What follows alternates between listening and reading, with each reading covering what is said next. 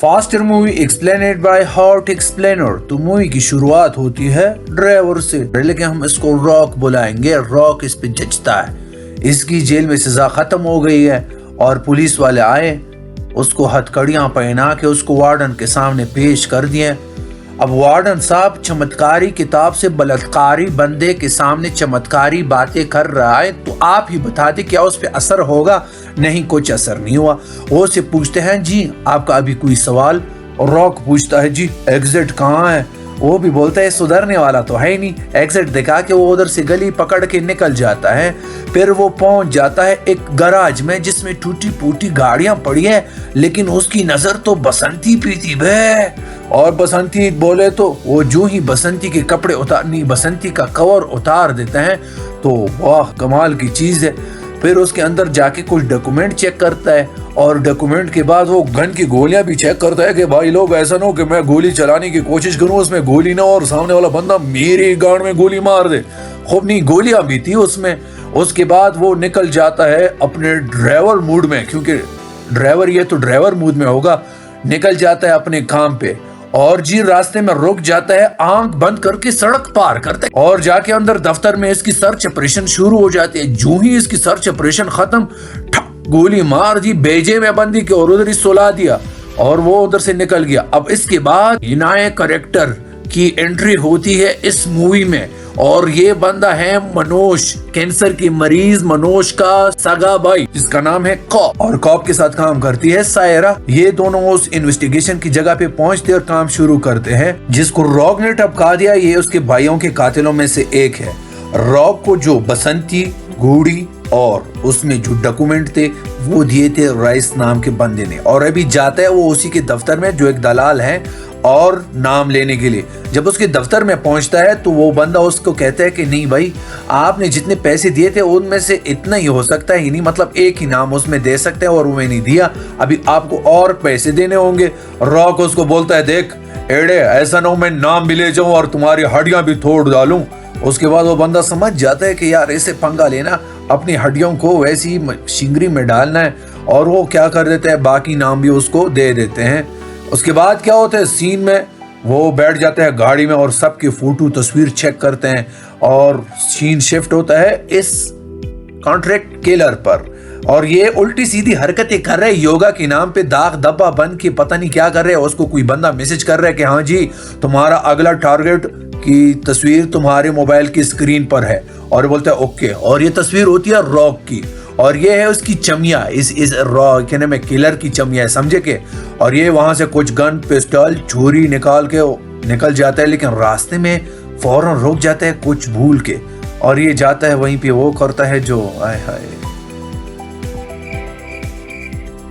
अब killer rock के पीछे और रॉक अपने अगले शिकार के पीछे।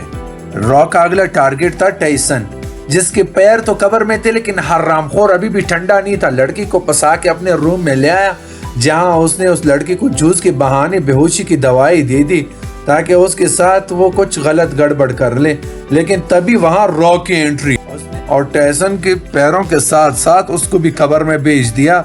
टाइसन का काम तमाम करके वो यहाँ से निकल ही रहा था कि किलर उस पर निशाना लेने लगा, पर तभी उनके बीच में एक बच्ची आई, जिसकी भनक लगते ही रॉक ने अंधाधुंध फायरिंग शुरू कर दी ताकि उस बच्ची को बचा सके। वो फायरिंग के बीच ही रॉक वहां से निकल पड़े। यहाँ डिटेक्टिव कोप वहां पर पहुंचा और उसको कुछ टेप वहां से मिले, जहाँ रॉक की बैकग्राउंड के बारे में कुछ पता चला कि 10 साल पहले रॉक ने उसके भाई कैरी और उसके 2 दोस्तों के साथ मिलकर एक बैंक को लूटा था, जिसमें पुलिस भी उनके पीछे थी। लेकिन जैसे तैसे वहां से वो निकल पड़े। पुलिस से तो वो बच गए, लेकिन उसके अड्डे पर दूसरी गैंग ने दावा बोल दिया। वो लोग उससे लूटे हुए पैसों के बारे में पूछ रहे। रॉक को गैरी ज्यादा प्यारा था, इसलिए उसने पैसों के बारे में सब कुछ बता दिया, पर पैसे मिलने के बाद उन्होंने दूसरे गैंग के लोगों ने गैरी का गला काट दिया। उन्होंने रॉक के सर में ही गोली मार दी, लेकिन तब भी रॉक की जान बच गई। अब डिटेक्टिव सब कुछ समझ गए कि रॉक उन लोगों को मार रहा है जिन्होंने गैरी को मारा था। उसी रात अकेलेपन में रॉक को याद आया कि उसकी एक गर्लफ्रेंड भी तो थी, इसलिए वो अगली सुबह वो से मिलने पहुंचा। लेकिन ये क्या, उसने तो किसी और के साथ ही घर बसा लिया। उसकी गर्लफ्रेंड ने ये भी बताया कि जब रॉक जेल गया तो उसके पेट में उसका बच्चा था, लेकिन ना चाहती हुई भी उसे अबॉर्शन करना पड़ा। अब होगी ना सांड की गांड में मिर्ची लग गई, समझ गए। लेकिन बेचारा है वैसे, उसकी जिंदगी अब दुख ही दुख। पर तभी उसने अपना नेक्स्ट टारगेट देखा, जो कहता आंद्रे रसल का भैया निक्सन। निक्सन ने ही गैरी के गले को काटा था। रॉक उसे ढूंढते हुए एक क्लब में पहुंचा, जहां उसे निक्सन हाथ धोते हुए देखा। शुक्र है कुछ और नहीं धो रहा। खैर, जिसके बाद इन दोनों के बीच में फाइट शुरू हो गई, लेकिन रॉक ने निक्सन का सन काट दिया। मतलब देर नहीं लगा दिया। घायल होती निक्सन कहने लगा कि मुझे माफ कर दो, हमने तो ये करने के लिए किसी ने मजबूर कर दिया था। जिसका मतलब ये कि 10 साल पहले दूसरे गैंग के हमले में कोई और भी शामिल था। अगली सुबह रॉक को गाड़ी में चलते हुए रेडियो से पता चला कि कल रात जिस आदमी पर क्लब में उसको हमला हुआ था कि उसका भी सर्जरी चल रही है। ये पता चलती रॉक ने उधर ही मोड़ दी गाड़ी और हॉस्पिटल पहुंच गया। हॉस्पिटल में कॉप पहले से मौजूद था और इधर किलर को भी कॉन्ट्रैक्ट देने वाले ने बता दिया कि जल्दी रॉक हॉस्पिटल पहुंच सकता है, क्योंकि उसका शिकार अभी भी जिंदा है। इसलिए किलर भी हॉस्पिटल के लिए निकल गया। यहाँ रॉक हॉस्पिटल पहुंचा जहां निक्सन का ऑपरेशन चल रहा था, लेकिन रॉक ने बीच ऑपरेशन में उसी गोलियां मार दी। गोलियों की आवाज सुनकर कॉप रॉक का पीछा करने लगा। इनके बीच में क्रॉसिंग फायर चलने लगी। फिर एक वक्त ऐसा आया कि यहाँ पर रॉक कॉप का टॉप उड़ा सकता था, लेकिन उसने छोड़ दिया क्योंकि वो किसी बेगुनाह की जान नहीं लेता था। यानी मतलब इतना बलात्कारी नहीं है। उसके पीछे कॉन्ट्रैक्ट किलर पड़ा।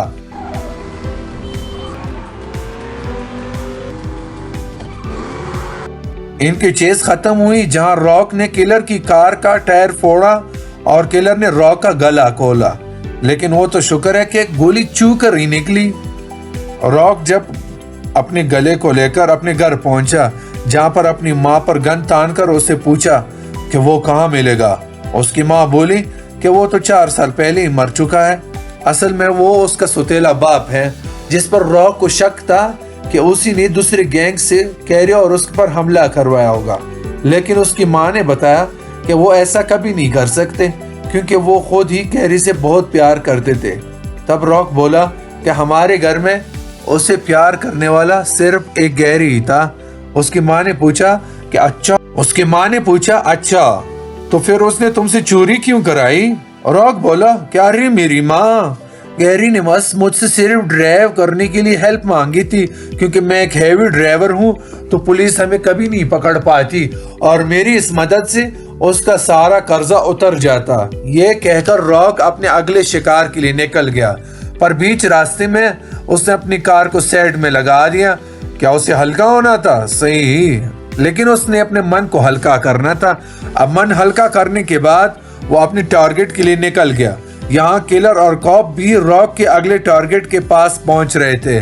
रॉक अपने अगले टारगेट अलेक्जेंडर के पास पहुंचा, जो कि एक कैंप में चमत्कारी बयान दे रहा था। लेकिन रॉक को देखकर ही उसकी पसीने छूट गए और वो माफिया मांगने लगा। और वो अलेक्जेंडर को कोने में लेकर आया, जहां अलेक्जेंडर उसे सफाई देने लगा कि मैंने कभी भी तुम्हारे भाई को मारने का सोचा भी नहीं था, इसलिए मैं तो गेट के बाहर ही पहरा दे रहा था कि कोई पुलिस वाला ना आ जाए। लेकिन तब भी उन लोगों ने तुम्हारे भाई को मार दिया, इसलिए मैं उसी वक्त वहां से भाग चुका था। लेकिन रॉक पर इन सब बातों का कोई असर नहीं हो रहा था। तब अलेक्जेंडर फिर से बोला कि शायद मेरी माफी से तुम्हारा भाई तो वापस नहीं आएगा, लेकिन अगर तुमने मुझे मार भी दिया तभी तो तुम्हारा भाई वापस नहीं आएगा, इसलिए तुम्हें जो भी करना है तुम कर सकते हो। ये कहकर वो घुटने पर आया और उसने अपनी आंख बंद कर दी। रॉक अलेक्जेंडर को मारता, लेकिन वो समझ गया कि अलेक्जेंडर अब सुधर गया है, इसलिए उसने उसे माफ कर दिया और आकर चर्च में बैठ गया, जहां पर वो गैरी को याद कर रहा था कि तभी पीछे से किलर ने उस पे गन पॉइंट पे ले लिया। किलर उससे बोला, मैंने हत्या बंदों को नहीं मारता, इसलिए उठाओ अपनी बंदूक और आ जाओ मैदान में। लेकिन रॉक बोला कि मेरे पास तुम्हारी दही चटकाने के लिए कोई वजह नहीं है। फिर किलर उसे उकसाते हुए बोला कि तुम्हें क्या लग रहा है कि तुमने गैरी का बदला ले लिया, लेकिन उसका क्या जिसने मुझे तुम्हें मारने के लिए हायर किया है। इतने में कॉप भी वहां पर पहुंच गया। उसने किलर से कहा कि हिलाना मत, मतलब हिलना मत, और उसने किलर की बंदूक को नीचे रखवाया और खुद कॉप ने रॉक के बेजे को उड़ा दिया, क्योंकि किलर को हायर करने वाला इंसान कॉप ही था।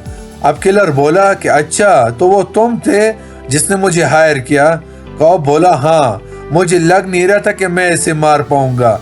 अब हमें पता चला कि गैरी की गर्लफ्रेंड मरीना कॉप की इन्फॉर्मर थी और उसने ही कॉप को चोरी की इंफॉर्मेशन दी, जिसके बाद क्या हुआ वो हम सब जानते ही हैं। अब किलर यहाँ से जाने लगा, तभी कॉप ने उसे रोका और बोला कि अपनी फीस तो लेते जाओ।